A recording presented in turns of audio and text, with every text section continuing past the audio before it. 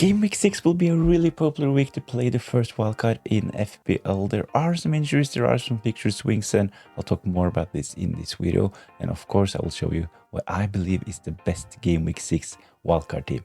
Let's have a look.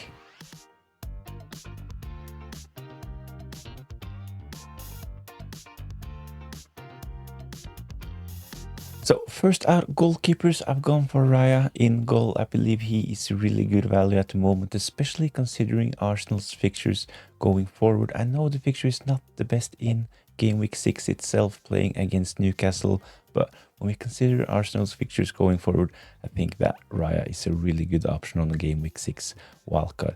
Of course, you can go for another goalkeeper, cheaper options. You can go for to cover the Man City defense as well with Donnarumma, but at the moment I really think that it's hard picking defenders from Arsenal. I think there will be rotation going forward on the backs for Arsenal, so having Raya is a really safe and steady option going forward, covering their clean sheets. So I think that Raya is a good option. Of course, you can go for Gabriel. I don't have Gabriel in this team, priced at 6.1 at the moment, but Raya at 5.5. He is my Game Week 6 wildcard goalkeeper. On the bench, I have Dubravka. He is the only starting 4.0 option at the moment, so I think that it makes sense including Dubravka if you're on a Game Week 6 wildcard. Let's take a look at defenders. In defense, I've gone for Senesi. 4.7 at the moment, covering the Bournemouth defense. Have been really solid so far this season. Came in at a really good price at 4.5, but I still think that 4.7 is a good price for Senesi. He is nailed on for Bournemouth. He has some attacking threat and is doing really well considering defensive contribution points as well. So Senesi 4.7, he is in my Game Week 6 wildcard team.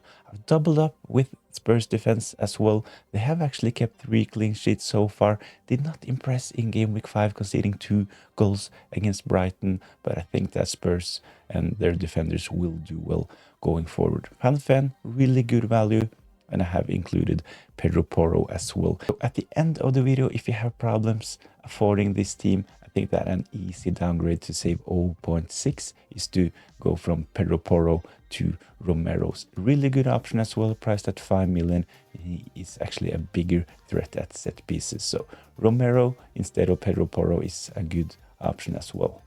On the bench, I have Richards. Crystal Palace, they have looked solid. Not the best fixtures going forward like in Game Week 6, as we can see Richards playing against Liverpool. But with this team, you can easily just bench Richards for the tough fixtures and play him when Crystal Palace have good fixtures after Game Week 8. The last player on the bench is Rodon. Leeds have kept a couple of clean sheets, looked solid. Conceded 1 goal against Wolves, kind of disappointing. I actually had Rodon in my Game Week 5 team, but I think that both Rodon and Gudmundsson, both of the 4.0 options at Leeds, I think both of them are really good options. So Rodon is in my team, but it could be Gudmundsson as well. So in defense, I've gone for players with really good value. I have no premium defenders, no 6 million defenders in this team, but it can easily be done. I'll show you some options at the end of the video. I really like this midfield, some really good value and some penalty takers in there as well. Let's start with Semenyo, priced at 7.6 at the moment, started at only 7 million. So his price has gone up quite a bit. He's done really well so far this season. I think that if you struggle to afford this team, it's probably because you were too late to bring in Semenyo, but I still think that it's not too late to go for Semenyo. Bournemouth, they still have some good fixtures, and I think that he is a good option going forward. He's a safe option as well, considering his ownership, so I think that if you have a decent rank at the moment, if you're top of your mini league, I think it's good having Semenyo in.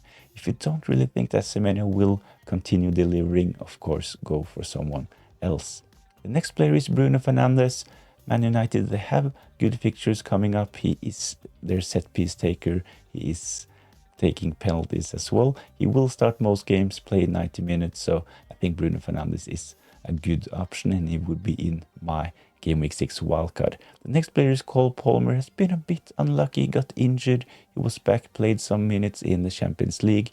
started in game week 5, but he got subbed off because of tactical reasons, because of the Sanchez red card. So I think that Cole Palmer is well and rested and will do well going forward. He's on penalties for Chelsea, one of the most nailed on players in their attack. So if you want a Chelsea player, Cole Palmer is a really good option.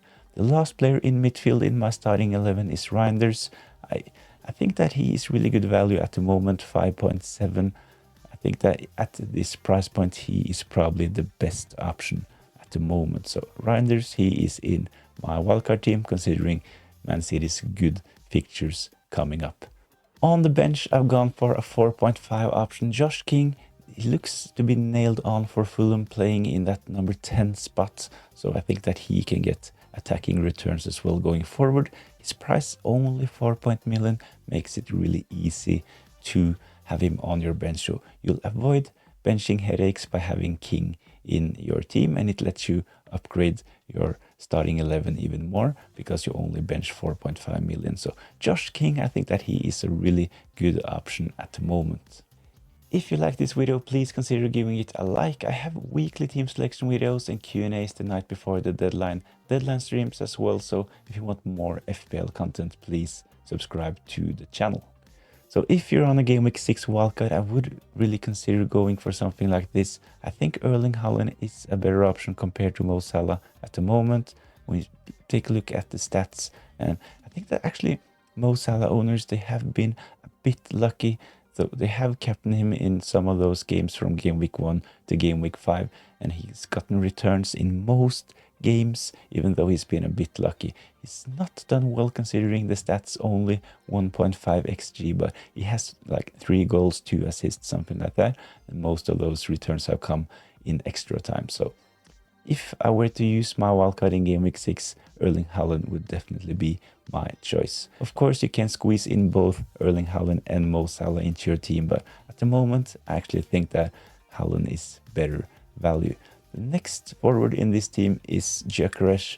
He is the penalty taker for Arsenal, and they have really, really good fixtures coming up. Like with Raya in game week 6, they actually don't have the best fixture playing against Newcastle, but after this, he has a sea of green fixtures coming up. So Gyökeres is in. The last player up front is João Pedro. Really, really solid option. Started all of the games for Chelsea so far this season. And we saw that when Sanchez got a red card in game week 5, João Pedro, he was one of the players that Maresca kept on the pitch. I think he really trusts João Pedro, and he said that he is really versatile and can play in most of the attacking spots for Chelsea. So João Pedro, he is in, and considering his ownership as well, he is a really safe option going forward. Good fixture in game week 6 as well, so João Pedro, he will be in my wildcard. So to round this video up, I made a watch list with some players that almost made the team, but not quite. There are some differentials, some well-owned players, but let's have a look. So in this watch list, I've included one forward, one midfielder, and one defender that almost made my wildcard team. I think Strand Larsen is really interesting at the moment. His price has gone down to 6.4. It's only selected by 1.5% of the managers. So getting in early on Strand Larsen could be a really good option if you're on a game week 6 wildcard. Really good fixtures for Wolves coming up. He will potentially be their penalty taker. So Strand Larsen is certainly an option, especially if you need to downgrade to afford the team. Strand Larsen at 6.4 is a good option. The next player is Kudus, a really good option considering Spurs fixtures. He's one of the most nailed on players for Spurs at the moment, especially in midfield and up front. So I think that if you want an attacker from Spurs, Kudus is the best option. The last player on this watch list is the centre back from Fulham, Anderson. They have some tough fixtures coming up, but he has actually picked up defensive contribution points 4 out of 5 times so far this season. So if you have an opportunity to bench Anderson in the tough fixtures and play him in the a bit more easy fixtures, I think that he is a really good option on a wildcard 6 as well. So if you have the opportunity to have a rotation with, let's say, Van de Ven or a Crystal Palace defender like Richards, I think that Anderson is a really good option. Of course, if you can't afford the team, as mentioned earlier on in the video, going for Anderson instead of someone like Pedro Porro lets you upgrade in other areas of your team as well. So Anderson, a really good option on a Game Week 6 wildcard.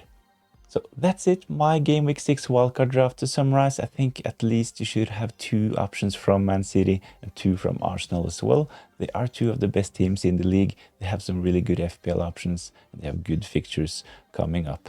So in this team, as mentioned, you can go for a 6 million defender. You can downgrade to Anderson. You can go for Strand Larsen up top. There are a lot of options. So I think that the pricing in FPL this season was really good, and it's really cool doing a wildcard draft like this. So please let me know what you think in the comments down below. If you haven't done so already, please consider giving this video a like and subscribe to the channel for more FPL content. Thanks for watching.